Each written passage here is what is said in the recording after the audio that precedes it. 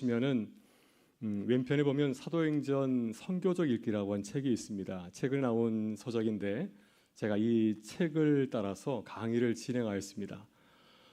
그래서 이 책의 내용을 잘 전하는 거, 제 친구 목사님이 쓰신 책인데 친구 목사님의 책을 이렇게 강의로 전하는 것이 참 쉽지 않다 하는 걸 느꼈습니다. 그러니까 읽기로는 참 쉬운데 이걸 또 우리 교우들이 이해하기 쉽게 전하는 것이 무척 어렵다는 것을 느끼면서 성경 말씀도 그렇구나. 성경 말씀이 굉장히 쉬워 보이지만은 그것을 남에게 전하기에는 또 어려운 점이 있잖아요. 그래서 제가 이번 아홉 번 강의를 하면서 그런 느낌을 받았습니다. 그래서 우리가 또 잘 읽고 계속 묵상하게 되면은 또 이 책을 쓴 저자, 또 성경의 저자의 그 내용, 하나님의 뜻을 우리가 좀 더 깊이 알게 되는 것 같습니다. 그래서 오늘 전하는 내용도 조금 어려울지 모르겠습니다. 그러나 이렇구나 하는 것을 같이 느끼면 참 좋겠고요. 혹시 또 궁금한 것이 있으면 책을 사서 보셔도 되고 아니면 저에게 물어보시면 제가 또 이렇게 설명을 해드리도록 하겠습니다. 네, 오늘은 마지막으로 에클레시아, 교회에 대한 얘기를 나누고자 합니다. 그래서 아홉 번째 시간 세상의 에클레시아, 하나님의 에클레시아, 에클레시아에 대해서 같이 말씀을 나누고자 합니다. 에클레시아의 용어를 먼저 알아야지 내용을 좀 알 수 있을 것 같아요. 헬라어로 에클레시아는 성경에 나오는 교회로 번역되는 말입니다. 그래서 우리는 교회는 에클레시아는 우리가 지금 신약 성경에 나오는 그 교회, 또 우리가 이 공동체를 위해 있는 교회만 생각하는 것을 생각하지만은 그러나 에클레시아의 용어의 그 역사를 보게 되면 신약 시대보다 한 400년 전부터 시작된 아주 오랜 역사를 가지고 있는 말이라는 것을 알 수가 있겠고요. 나중에 이제 신약 성서에서 바울 서도와 또 성경의 저자들이 이 에클레시아가 바로 지금 우리가 모이고 있는 교회다 하는 것을 가르치는 말로 이렇게 사용한 것을 보게 됩니다. 그래서 에클레시아라는 말의 뜻은 무엇인가? 고대 그리스의 민주주의 시절 시민들이 그들의 생활에 관한 모든 주제에 대해서 듣고 토론하고 법령을 통과시키기 위해서 정기적으로 모이는 집회를 말하였습니다. 그러니까 도시국가는 의사결정을 어떻게 하였습니까? 시민들이 자유롭게 모여서 의견을 내고 토론하고 그리고 그것을 통해서 결정하는 그 의사결정 기구를 말하고 있습니다. 그래서 폴리스, 도시국가의 중요한 정치적인 의사결정 제도였는데요. 아테네 시민들이라든지 당시에 많은 도시국가들은 이런 믿음을 갖고 있었습니다. 성숙한 시민들이 모여서 합리적인 이성을 가지고 토론하면은 얼마든지 수기를 통해서 결론에 이를 수가 있다 하는 그 믿음을 가지고 있었습니다. 그런데 이제 에클레시아는 1세기 말 2세기 초에 성경의 저자들, 그리스도인들은 바로 이 에클레시아, 그리스 정치에서 말했던 그 에클레시아가 바로 우리들이 한 사실을 강조하게 됩니다. 그래서 이제 신약성을 보게 되면 새로운 에클레시아 모델로 교회를 제시하게 되었고요. 또 초대교회는 예루살렘 교회를 하나의 교회로서 이 모델로 제시하고 있고, 또 바울은 이제 대다수의 그런 이방인 교회들, 바울이 이 소아시아 지역에 세웠던 많은 교회들이 있지 않습니까? 그 교회들이 바로 에클레시아, 많은 사람들이 지향하고 있는 이러한 그 경건한 그런 의사결정 기구를 가지고 있는 그런 공동체로 이방의 교회를 이렇게 제시를 하였습니다. 그래서 바울의 얘기를 통해서 한번 같이 살펴보도록 하는데요. 바울의 선교의 굉장히 중요한 중심 중에 하나는 바로 이 에베소였습니다. 그래서 왼쪽에 있는 지도는 이 에베소의 위치를 말해주고 있고요. 동그라미 친 데가 에베소의 지역이고요. 그리고 오른쪽에는 이제 에베소에 있는 원형경찰을 말하고 있습니다. 아마 이곳에서 많은 사람들이 모여서 이렇게 에클레시아, 의사를 결정하였을 것입니다. 이것이 도시국가의 그러한 로마주의 그러한 도시의 모습을 가지고 있습니다. 사도행전 19장 9절과 10절에서는 바울 사도가 에베소에서 선교의 모습을 이렇게 소개합니다. 같이 한번 읽어볼까요?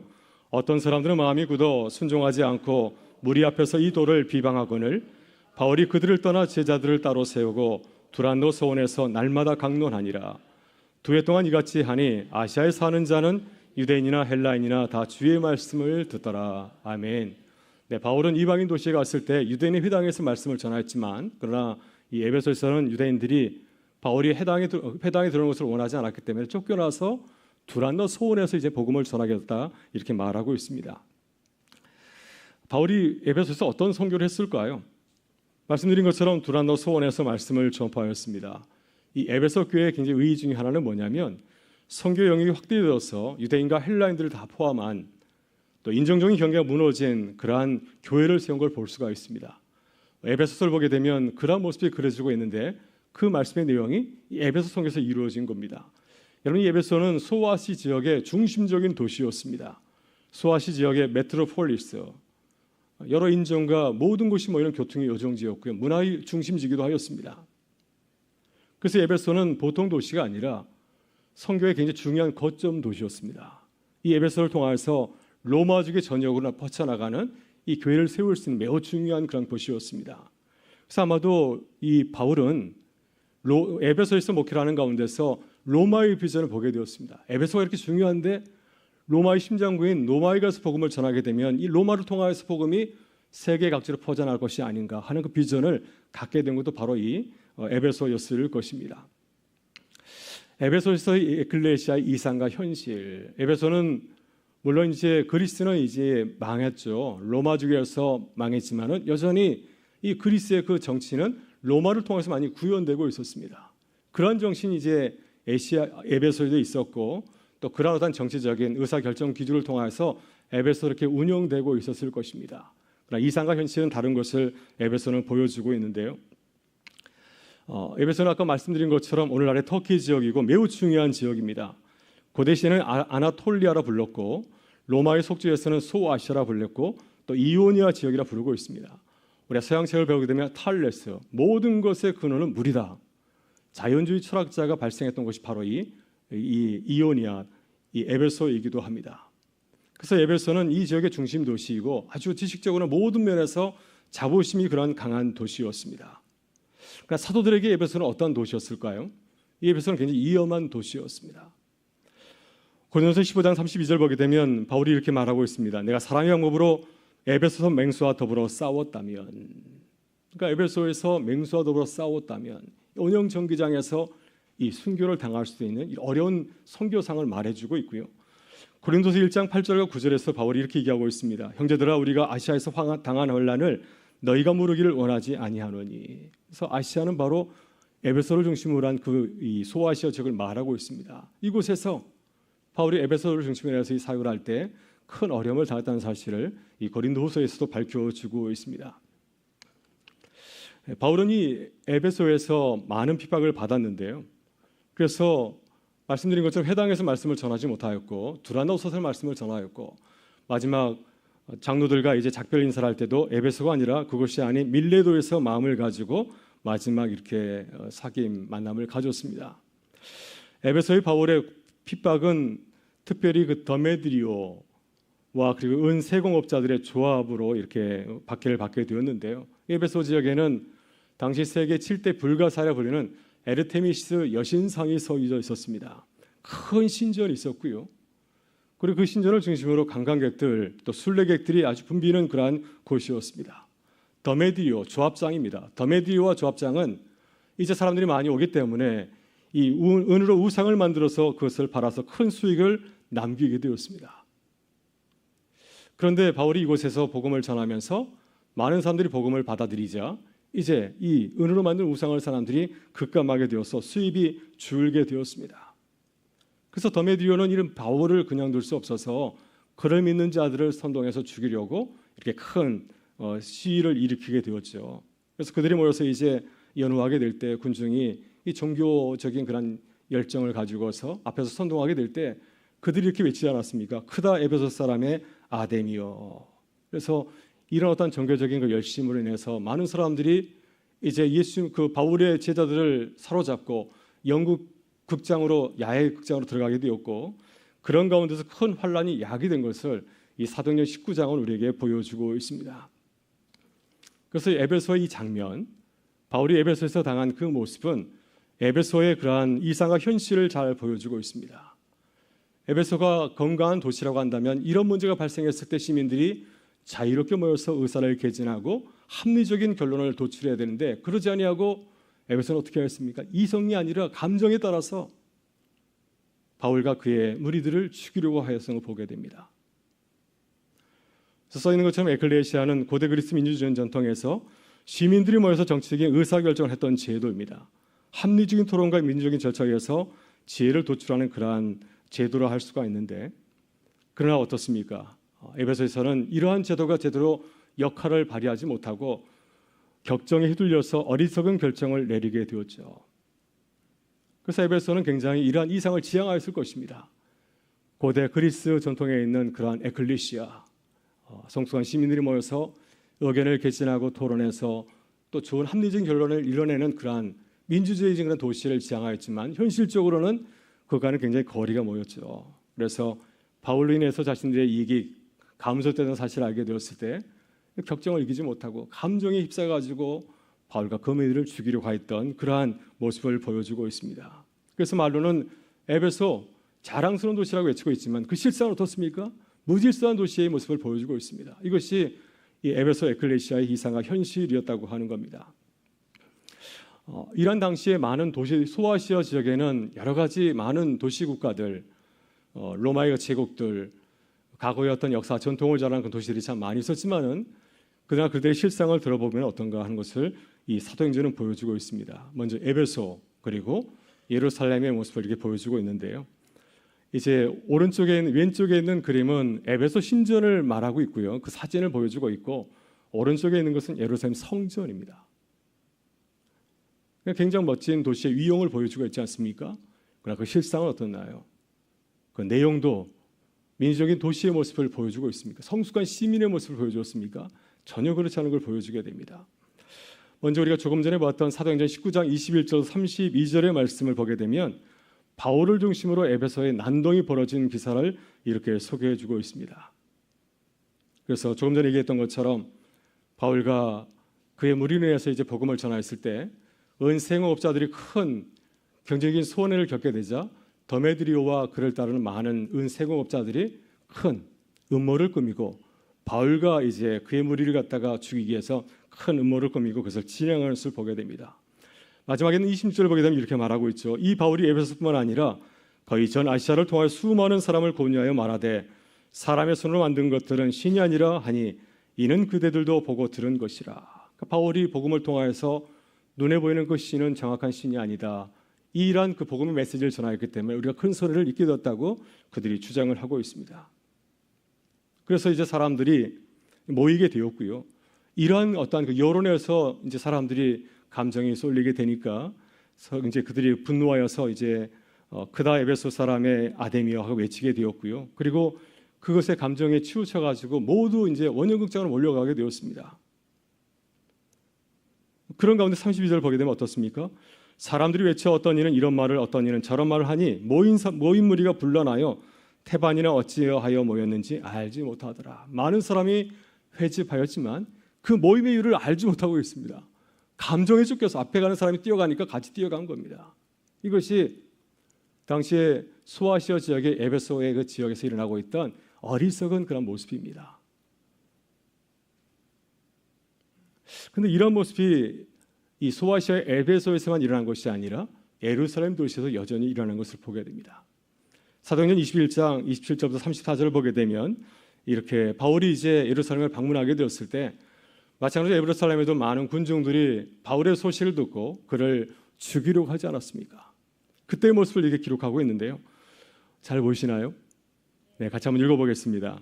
그 이래가 거의 참에 아시아로부터 온 유대인들이 성전에서 바울을 보고 모든 무리를 충동하여 그를 붙들고 외치되 이스라엘 사람들아 도우라. 이 사람은 각처에서 우리 백성과 율법과 이곳을 비방하여 모든 사람을 가르치는 그 자인데 또 헬라인을 데리고 성전에 들어가서 이 거룩한 곳을 더럽혔다 하니 이는 그들이 전에 에베소 사람 드로비모와 바울과 함께 시내에 있음을 보고 바울이 그를 성전에 데리고 들어간 줄로 생각함이르라. 온 성이 소동하여 백성이 달려와 모여 바울을 잡아 성전 밖으로 끌고 나가니 문들이 곧 닫히더라. 아멘. 네. 그래서 그 다음 31절부터 34절도 같이 마저 읽어보도록 하겠습니다. 그들이 그를 죽이려 할 때 온 예루살렘이 요란하다는 소문이 군대 천부장에 들리매 그가 급히 군인들과 백부장들을 거느리고 달려 내려가니 그들이 천부장과 군인들을 보고 바울 치기를 그치는지라. 이에 천부장이 가까이 가서 바울을 잡아 두세 사설로 결박하라 명하고 그가 누구이며 그가 무슨 일을 하였느냐 물으니 무리 가운데서 어떤 이는 이런 말로 어떤 이는 저런 말로 소리치거늘 천부장이 소동으로 말미암아 진상을 알 수 없어 그를 영내로 내려가라 명하니라. 아멘. 네. 에베소에서 바울을 잡아 죽이려 했던 그 소동이 예루살렘에서 동일하게 이루어진 걸 보게 됩니다. 그 많은 사람들이 선동위에서 바울을 잡게 되었고요. 그를 죽이려고 하였습니다. 이 모든 사태를 갖다 진정시킨 것은 누구였습니까? 유대인 군중들이 스스로 의논하면서 토론하는 가운데서 진정한 것이 아니라 로마 군대 위에서 천부장에 의해서 이 일을 갖다가 진정하게 되었다고 하는 것입니다. 그러니까 예루살렘 자체적으로는 이런 사태, 이런 소요 사태를 진정할 수 있는 그런 체계적인 시스템이 갖춰져 못했던 것이죠. 그래서 로마의 군대 힘을 통해서 이것을 진정하겠다는 사실을 이렇게 보여주고 있습니다. 그래서 23장 20절부터 35절을 보게 되면 이제 천부장이 나서서 이것을 진정하는 그 글을 이렇게 소개하고 있습니다.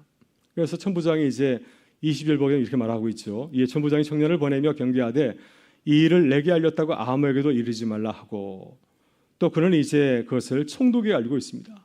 또 아래와 같이 편지하니 일러스되, 그리고 29절 보게 되면 자신이 조사한 이후에 바울에게는 큰 문제가 없다는 사실을 이렇게 전합니다. 고발하는 것이 그들의 율법 문제에 관한 것뿐이요 한 가지도 죽이거나 결박할 사유가 없음을 발견하였나이다. 그래서 유대인들은 바울을 죽이려고 했지만은 로마의 천부장이 이 모든 사태를 이제 조사한 결과 바울은 종교적 문제로 여러 갈등이 있었지만은 그렇지만은 법적으로는 문제가 전혀 없음을 알게 되었고 이 사실을 이제 총독에게 이렇게 보내고 있습니다. 그래서 이 사도행전은 에베소 소동에 대해서 비판적으로 이렇게 제시를 하고 있습니다.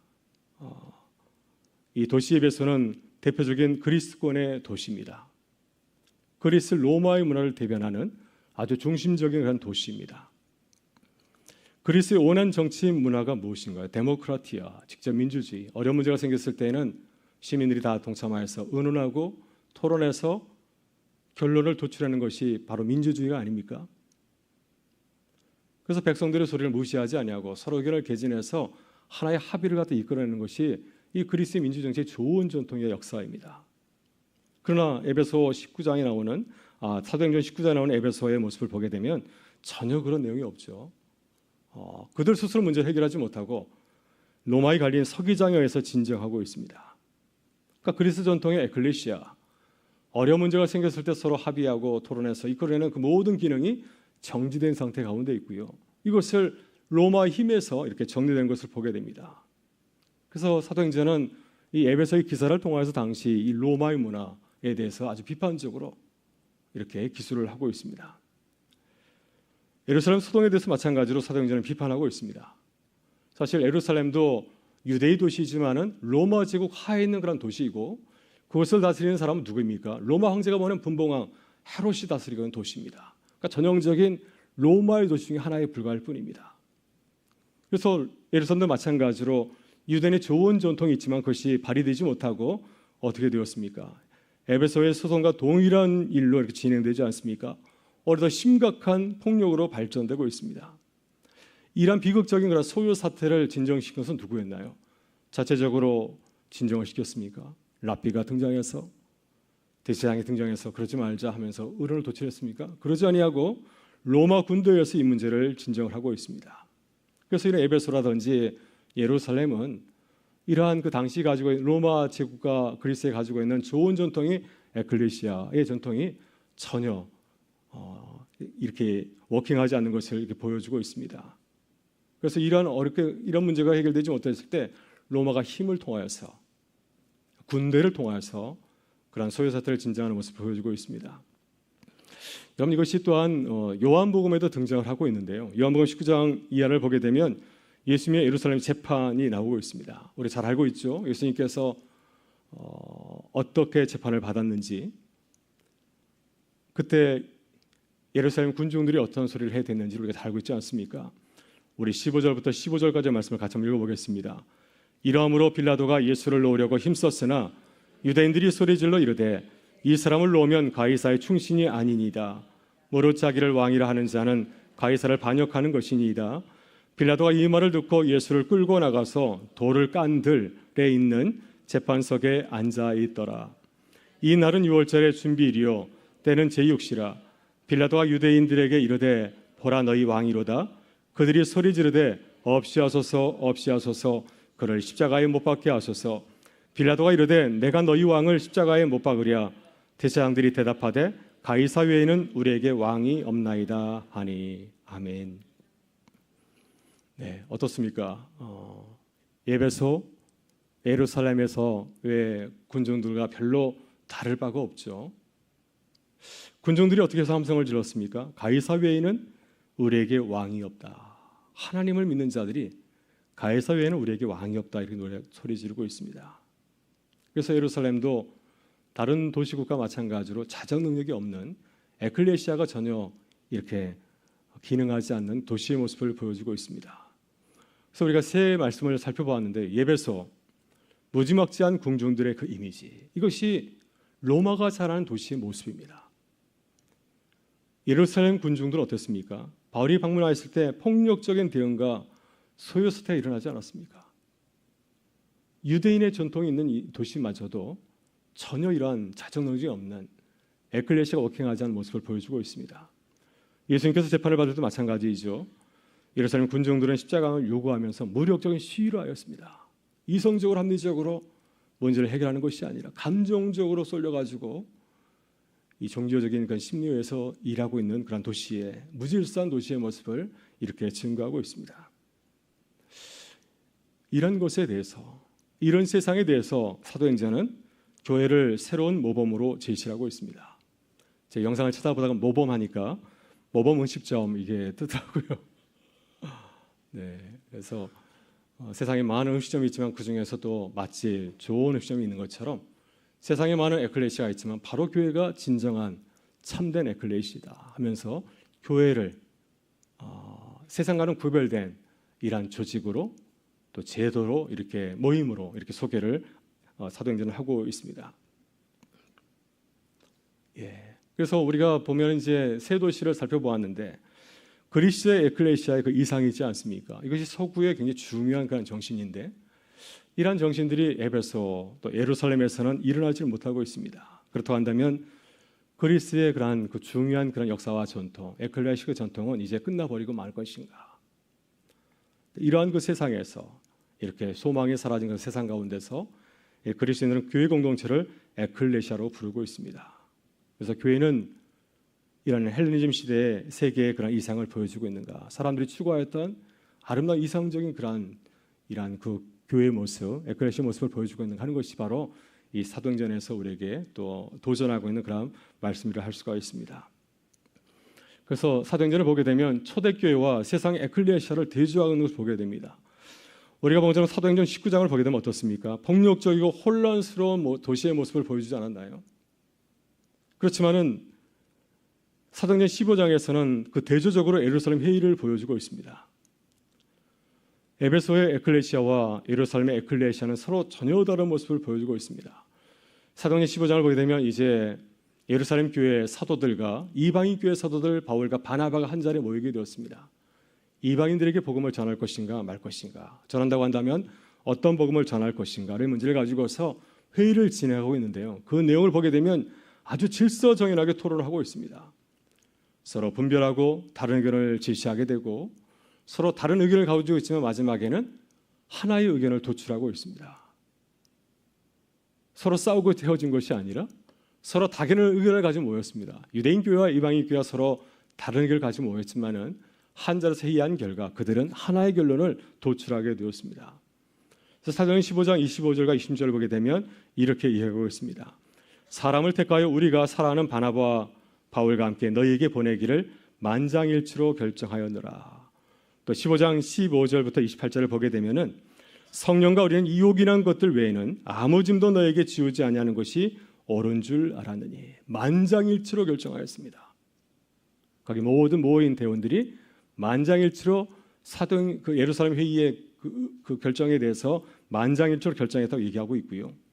또 그리고 내용도 어떻습니까? 서로 권면하고 존중하면서 아무 짐도 너에게 지우지 아니하는 것이 옳은 줄 알았노니 이방인들에게 우리가 지키고 있는 율법과 할례를 지우지 않는 것이 이것이 바르다는 사실을 깨닫게 되었고 그래서 그것을 부과하지 않기로 결정했다고 이렇게 얘기를 하고 있습니다. 그래서 사도행전은 새로운 대한 공동체 에클레시아로 교회를 제시하고 있습니다. 그래서 그리스의 이상이 로마에 관한 도시들에서는 이루지를 못하였지만은 또 실패에 그치고 말았지만은 그러나 그 이상을 이루고 있는 공동체가 아직 남아있다고 하는 겁니다. 로마적인 수많은 도시에서는 에클레시아가 무너지게 되었지만 그러나 내가 잘 모르지만 이 예수님을 따르는 이 공동체는 그것을 지키고 있다고 하는 것입니다. 사도행전은 바울이 세웠던 그 교회의 교인들, 그 이방인의 교회들이 이런 대한 공동체의 모습을 보여준다는 사실을 강조하고 이렇게 제시를 하고 있습니다. 그래서 이러한 사실에 비추어서 이제 저희가 한번 오늘의 시대를 한번 돌아보게 되면은 포스트 트루스 시대에 새롭게 읽는 사도행전, 그래서 진리가 무너진 시대, 탈진실의 시대를 포스트 트루스 시대라고 하지 않습니까? 그래서 이런 시대의 사도행전의 말씀을 어떻게 읽을 수 있는가 하는 것을 잠깐 나눠보도록 하겠습니다.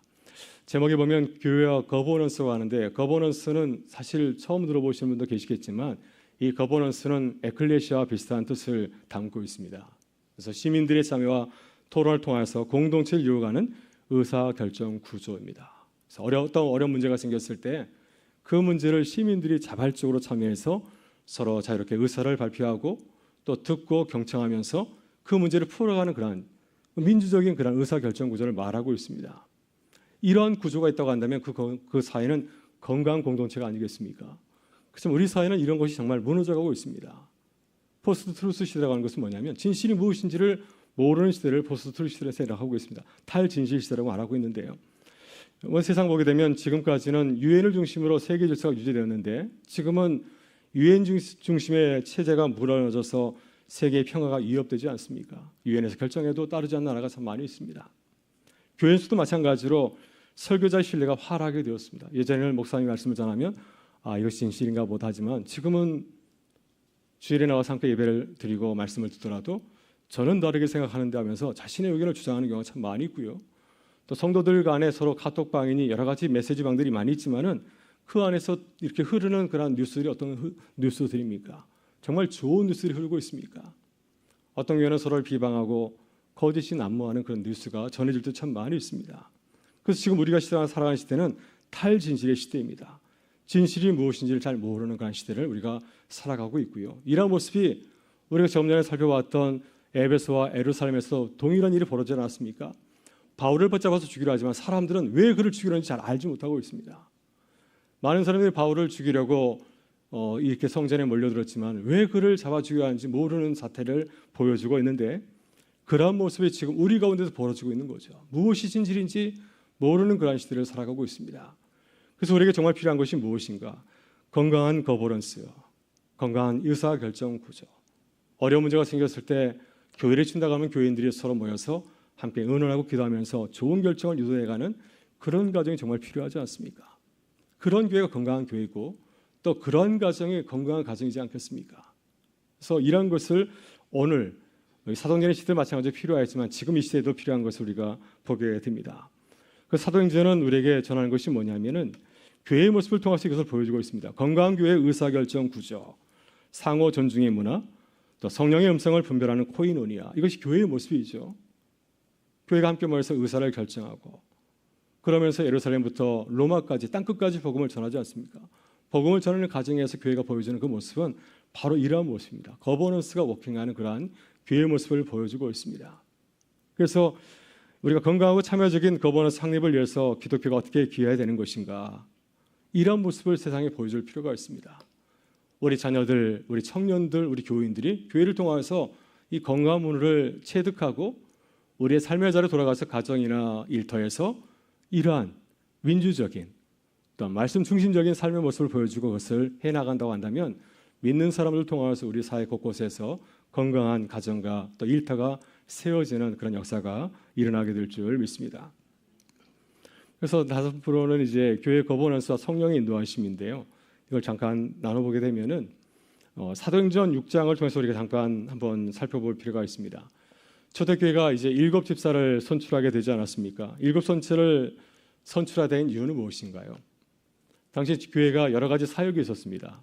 사역하는 가운데서 헬라파 가부 성도들을 돕지 못한 일이 벌어지게 되어서 사도들이 교회 모든 일을 다 도울 수 없기 때문에 그래서 그들을 도울 수 있는 이제 집사들을 세우게 된 것입니다. 그래서 7 집사를 선출하게 되었습니다. 근데 놀라운 사실은 뭐냐면 성경 본문에는 집사라는 단어가 나오질 않습니다. 그러니까 이것은 무엇을 의미할까? 그러니까 처음에 교회가 세울 때는 먼저 직분을 만들고 사람을 세운 것이 아니라 역할을 정하고 사람을 뽑았을 뿐입니다. 그러니까 처음부터 직분을 만들고 사람을 뽑은 것이 아니라 어떤 일을 하면 좋을까 역할만 생각하고 사람을 뽑은 것입니다. 집사라는 말이 사도행전에 언제 처음 나왔냐면 사도행전 20장 8절에 나옵니다. 이튿날 떠나 가이사랴에 이르러 7 집사 중 하나인 전도자 빌립의 집에 들어가서 머무니라. 여기 보게 되면 7 집사 중에 하나인이라 나와 있지만 우리 개역성경에는 7 집사라 나와 있지만 영어 성경에는 one of the seven 7명 중에 하나 집사라는 단어가 등장하지 않습니다. 그러니까 우리는 집사라는 직분을 굉장히 귀하게 생각하지만은 초대교회에서의 직분의 의미는 우리가 생각하는 것보다도 그렇게 널리 사용하는 용어가 아니었다고 하는 것입니다. 그래서 7 집사를 7명을 초대교회가 뽑은 이유는 무엇인가요? 구제와 행정 업무를 맡기기 위해서 뽑아왔습니다. 근데 아마 여러분들도 사도행전 6장을 읽으면서 좀 의아하게 생각한 부분이 있습니다. 분명히 교회는 스데반과 빌립을 포함해서 7 집사를 어려운 구제를 돕기 위해서 뽑은 사람들이잖아요. 집사 일을 해서 뽑게 되었는데 실제로 스데반과 빌립은 어떤 일을 했습니까? 그들은 선교 일을 하였습니다. 스데반과 빌립은 말씀을 전하서 순교를 당하였고 또 빌립은 예루살렘 교회의 그 지경을 넘어서서 사마리아 지방에 가서 복음을 전하지 않았습니까? 그렇다고 한다면 스데반과 빌립은 그들의 그 직무를 위반한 것일까요? 교회가 정한 그 일에 바운더리를 넘어가신 것일 겁니까? 요즘의 제도에서는 문제가 될 수 있습니다. 왜 집사가 그랬습니까? 이렇게 물을 수 있을 것 같습니다. 근데 우리는 이것을 통하여서 당시 하나님께서 일하시는 교회의 모습과 사람이 세워가는 교회의 모습에 다른 점을 볼 수가 있습니다.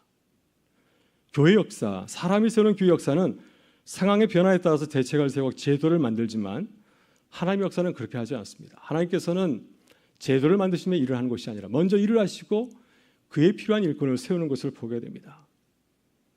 그래서 사도행전의 시대를 보게 되면 하나님께서는 굉장히 빠른 속도로 선교를 이루어가지 않습니까? 교회는 계속 한 자리에 머물려고 하지만은 하나님께서는 사마리아를 넘어가시고 또 안디오로 가시고요.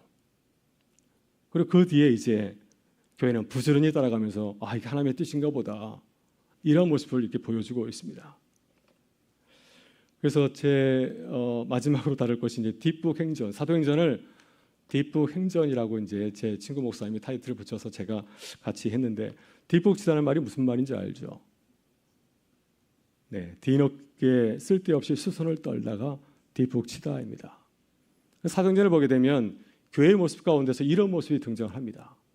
교회가 먼저 하나님의 뜻을 분별하고 나가는 것이 아니라 나중에서 하나님의 뜻을 깨닫고 이게 하나님의 뜻인가 보다 하면서 나중에서 하나님의 뜻을 깨닫고 또 이 선교에 참여하는 모습을 보여주고 있는데 이것이 이제 교회의 약간 부족한 그런 모습이라 할 수 있겠습니다.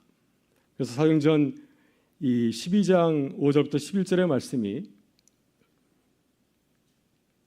그 모습을 이렇게 보여주고 있는데 잘 안 보이시죠? 네, 사도행전 12장 5절부터 11절 말씀은 저희가 몇 주 전에 나눴던 베드로가 탈옥한 그런 성경 내용입니다. 거기 보게 되면 어떻습니까? 베드로가 감옥에 있다가 이제 탈옥하게 되잖아요. 근데 탈옥한 이후에야 탈옥하는 과정에서 보니 탈옥하는 전혀 알지 못하고 탈옥한 이후에야 천사께서 하나님께서 나를 탈옥하도록 도우셨다는 사실을 깨닫게 됩니다. 그래서 9절을 보게 되면 베드로가 나와서 따라갈 때 천사가 하는 것이 생시인 줄 알지 못하고 환상을 보는가 하더라. 그래서 본인이 지금 탈옥하는데도 불구하고 그것을 알지 못하고 있습니다. 나중에서 깨닫는 모습을 보여주고 있고요. 또 11절 보게 되면 이제 모든 일이 끝난 뒤에 추록한 이후에 그가 이렇게 말하고 있습니다. 이에 베드로가 정신이 들어 이르되 내가 이제야 참으로 주께서 그의 전사를 보내어 나를 헤롯의 손과 유대 백성의 모든 길에서 벗어나게 하신 줄 알았노라 하여. 뒷북치는 베드로의 모습과 교회의 자아상. 주의 전사가 투옥된 베드로를 구출하였습니다.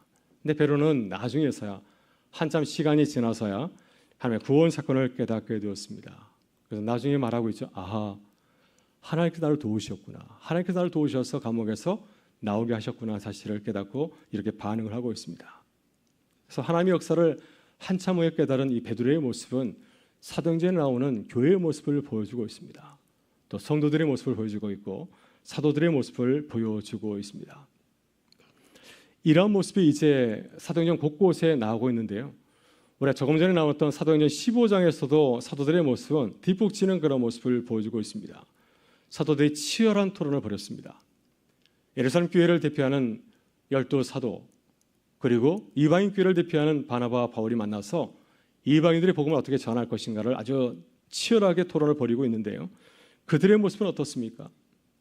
이방인 선교상을 파악하고 미래를 대비하는 그런 자리가 아니었습니다. 앞으로 이방인들이 어떻게 복음을 더 전할 것인가, 이걸 가지고서 문제를 삼은 것이 아니라 이미 행해진 하나님의 일을 증언하고 함께 그 일을 헤아리는 그런 자리였습니다. 되어진 일을 보면서 하나님의 뜻이 무엇인지를 깨닫고 뒤처리하는 그런 모습을 보여주고 하지 않습니까?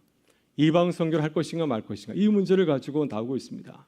하나님께서는 계속해서 이방인들 향해서 더 아주 열심히, 더 아주 많은 사역을 감당하기를 원하지만은 예루살렘 회의에 모였던 사도들은 아주 초보적인 문제를 가지고 있습니다. 우리가 그들에게 유대인이 지키는 할례와 율법을 요구할 것인가 말 것인가, 되어진 일을 가지고서 나중에서야 그 문제를 논하고 있는 것을 보게 됩니다. 그래서 사도행전 15장의 사도회의는 기독교에 있어서 굉장히 중요한 그런 회의인데요. 이 회의가 앞서서 미래를 바라보면서 하나님의 뜻을 밝히고 나간 것이 아니라, 그러니까 지금까지 되어진 일을 보면서 하나님께서 이방인에게 복음을 전하게 하셨구나, 그렇다고 한다면 앞으로 어떻게 더 활발하게, 더 발전적으로 복음을 전할 것인가, 이것을 논한 것이 아니라 이미 하고 있는 일을 바라보면서 지금까지 하고 있는 일을 정리하고 그리고 그것을 어떻게 수용할 것인가, 이런 것을 내용을 다루고 있습니다. 그러나 하나님의 선교는 어떤 선교입니까? 하나님이 주체가 되는 선교는 그러지 않죠. 새로운 시대에 우리 예상을 뛰어넘는 방식으로 일하시는 하나님의 일이십니다. 그래서 그것을 미리 보여주시고 또 교회가 그것을 따라오기를 원하시는 모습을 보여주고 있습니다. 사도행전을 보게 되면 하나님은 먼저 가시고 그리고 교회는 헛걱거리면서 따라가서 이게 하나님의 뜻인가 보다, 맞아 그렇게 해야지, 이런 모습을 보여주고 있습니다. 그래서 이런 모습이 이제 베드로와 바울의 모습에서 나타나게 되는데요. 고넬료 집에서 마찬가지잖아요. 고넬료 집에서 이제 설교하는 베드로가 어땠습니까? 하나님께서 그에게 보자기 환상을 보여주시고 근데 깨닫지 못하잖아요. 근데 나중에서 고넬료 집에 가서 사람들이 성령을 받고 세례를 받는 모습을 보면서 하나님께서 이방인에게도 복음을 전하기를 원하시는구나, 나중에서야 하나님의 뜻을 깨닫게 되었습니다. 마게도냐에 간 바울도 마찬가지이죠. 처음에는 마게도냐를 가려고 하지 않았습니다. 시간이 지나서야 하나님의 뜻을 깨닫게 되었습니다. 그래서 나중에 이제 바울이 어떤 얘기를 합니까? 내가 노마도 가리라, 서바나까지도 가야 되리라. 그러니까 나중에서 하나님의 뜻을 깨닫고 이제 하나님의 뜻을 따르기 위해서 열심히 달려가는 바울의 모습을 보여주고 있습니다. 그래서 이상적인 교회의 모습이 무엇일까요? 이상적인 교회의 모습은 우리가 사도행전 21장에서 바울의 모습에서 찾아볼 수가 있습니다. 바울이 이제 모든 사역을 마치고 예루살렘에 여행하게 될 때 아가보 선지자가 예언하지 않습니까? 너 예루살렘 가면 두 손 묶이고 사람들에게 붙잡혀서 죽일지 모른다, 이런 예언을 하게 됩니다. 그러니까 선지자는 그런 예언을 통해서 당신 예루살렘 가지 말라고, 가면 죽는다고 경고하였습니다. 그런데 바울은 예루살렘으로 향하지 않습니까? 뻔히 순교, 죽음이 기다리는 줄 알면서도 그걸 알면서도 예루살렘으로 향하는 바울의 모습을 보여주고 있습니다. 그래서 이 사도행전은 이 모습을 교회의 아주 이상적인 모습으로 그려주고 있습니다. 하나님께서 인도하시고 하나님께서 길을 보여주시고 교회와 사도는 기도하면서 하나님의 뜻을 생각하면서 이러한 그 바른 뜻을, 바른 결정하는 교회의 모습을 보여주고 있습니다. 하나님께서는 그에게 보여주시는 거죠. 앞으로 너에게 있는 모든 사역의 여정에는 어려움이 있을 것이다. 하지만 바울은 기도하는 가운데서 그럼에도 가는 것이 교회의 길이고 사도의 길이라고 생각해서 이제 그 어려운 결정을 내리고 달려가지 않습니까? 그러니까 이것이 교회의 바른 모습이라고 사도행전은 우리에게 보여주고 있습니다. 그래서 우리도 교회에서 중요한 결정을 할 때 오늘 나눈 것처럼 거버넌스, 에클레시아의 좋은 모습을 한번 지향하면 좋겠습니다. 우리 가정에서, 교회에서 모임을 가지고 교회가 어려운 문제가 있을 때 내 의견만 주장하는 것이 아니라 다른 사람의 의견도 주장하면서 교회가 좀 하나님께서 기뻐하시는 뜻을 이끌어낼 수 있도록 함께 기도하고 나누는 것이 굉장히 중요하고요. 또 거버넌스도 마찬가지 아닙니까? 중요한 뜻을 결정할 때는 우리의 뜻만 주장하는 것이 아니라 하나님께서 바라시는 것이 무엇인가를 우리가 기도하는 가운데서 이것이 어려운 길이지만 그럼에도 불구하고 교회가 걸어갈 길이라 생각했을 때는 바울처럼 기도하고 따라가는 것, 이것이 이 교회의 좋은 모습이고 또 이것이 우리가 세상 앞에서 드러내고 자랑할 수 있는 이런 교회의 아름다운 모습인 줄 믿습니다. 마지막으로 간단히 정리하고 마치려고 합니다. 사도행전은 교회의 선교적인 일기를 이렇게 보여주고 있습니다. 제가 9가지 주제로 함께 나누었는데요. 또 사도들의 삶과 선교는 무엇을 말하고 있나요? 오늘 살아가는 우리들의 삶과 선교의 모델을 보여주고 있습니다. 사도행전 시대를 살아갔던 사도들의 모습을 우리가 묵상하게 될 때 지금 오늘의 현장 가운데서 우리가 어떻게 살아가야 되는지의 삶의 모델을 우리가 발견할 수가 있습니다. 교회는 이 시대에서의 에클레시아의 원형을 보여주고 있습니다. 바울은 당시 무너진 에베소 도시, 예루살렘 도시를 보여주면서 그가 대조되는 이 교회의 모습을 보여주지 않았습니까? 그래서 우리도 또한 이러한 모습을 우리가 보여줘야 될 거라 생각이 들고요. 사도행전 15장에 나오는 예루살렘 교회 회의의 그런 모습이 있지 않습니까? 뭐 난동 부리거나 소요사탕이 일어나지 아니하고 질서정연하게 도의를 해가지고 결정에 이르고 그 결정에 이르렀을 때에는 유대인 교회나 헬라인 교회나 주장하지 않았습니다. 교회의 결정이에요. 이것이 우리의 결정이라서 따르는 건 모습. 이것이 오늘날의 아름다운 그 거버넌스의 모습이 아닌가요? 그래서 바울처럼 교회는 하나님의 뜻을 분별하고 그 하나님의 선교를 해 나가야 될 줄 믿습니다. 그래서 우리 교회 성도들이 사도행전을 선교적 마인드로 읽고 매일의 삶의 전장에서 사도행전의 말씀을 살아내서 그리스도의 복음을 보여주고 전하는 선교적 교회가 되기를 간절히 소망합니다. 함께 기도하겠습니다. 좋으신 아버지 하나님 감사합니다. 지난 9주 동안 사도행전의 말씀을 함께 나누었습니다. 하나님께서 사도행전을 통해서 이 시대를 살아가는 교회와 성도들의 아름다운 모습을 보여주는 줄 믿습니다. 하나님, 저희도 주의 말씀을 읽고 그 말씀을 통해서 주님의 뜻을 깨닫게 하시고 또 우리의 삶의 현장에서 우리도 주님이 말씀하신 교회의 모습, 성도의 모습을 살아낼 수 있도록 하나님 인도하여 주시옵소서. 그 세상이 많이 흔들리고 요동치고 있는 가운데 있습니다. 진실이 무엇인지를 서로 싸우는 그런 시대를 맞이했는데 하나님, 저희 교회가 말씀에 굳게 서서 바른 교회의 모습을 보여주게 하시고 우리의 모습을 통해서 하나님의 말씀 또 하나님의 모습을 보여주는 귀한 교회로 새롭게 거듭나게 하여 주시옵소서. 오늘 기도하게 될 때 주님께서 우리의 마음 가운데 말씀을 바르게 깨닫는 은혜도 주시고 또 우리가 우리의 삶의 현장에서 어떻게 살아가야 될지는 새롭게 깨닫는 은혜가 함께하기를 간절히 바라오며 우리 구주 예수 그리스도의 이름으로 기도드리옵나이다. 아멘.